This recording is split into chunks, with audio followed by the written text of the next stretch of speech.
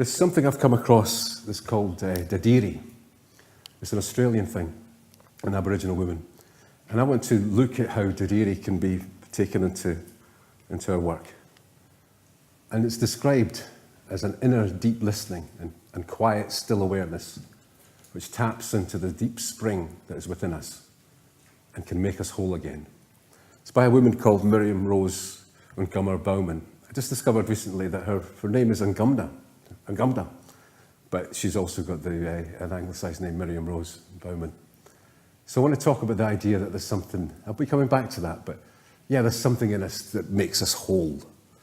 There's something in it that gives us a sense of who we are.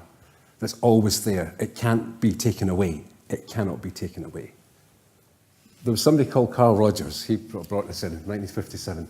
He had something called the necessary and sufficient conditions of therapeutic personality change. And we've come to know in the core conditions as the three big ones that I've just been talking about.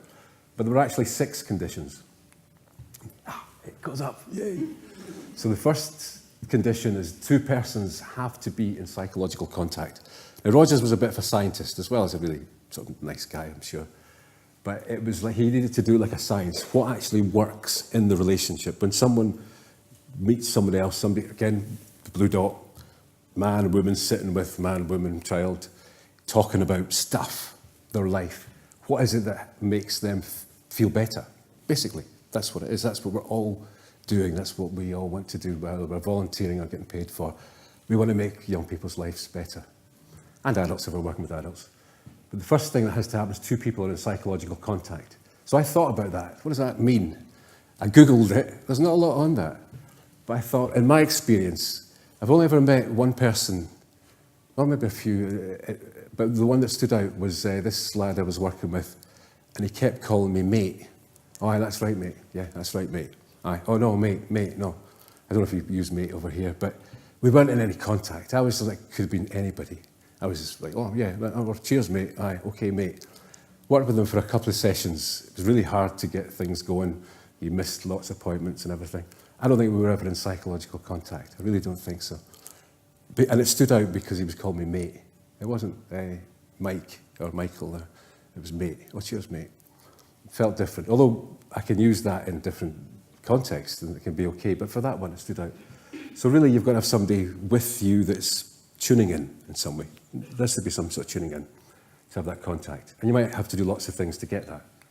The second one, the first two, we shall term the client, is in a state of incongruence, being vulnerable or anxious. Now, this is something that the reason why we're sitting down in a therapeutic context is because there's something going on for that person. There's a reason for them. And it's usually that they're not feeling quite right. There's a lot of things going on for them that just, they don't want to be in that situation, but they are in the situation. They could be vulnerable and anxious. The third one is the second person, who we shall term the therapist, is congruent or integrated in the relationship. What I understand about that, and you may well have been exploring that yourselves, I've got to be genuine. I've got to be here for a reason. Like, I want to be here. I want to meet you.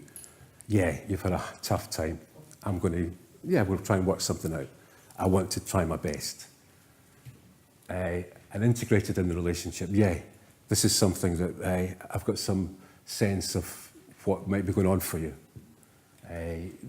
We'll meet you maybe once a week, or I'll meet you, whatever. You're involved, or you're involving them, you're welcoming them. The next one, the therapist experiences unconditional positive regard for the client. Now, I wonder how that fits today in some of your talk with each other. Is that still right? Is that still relevant? Can we have an unconditional positive regard for someone?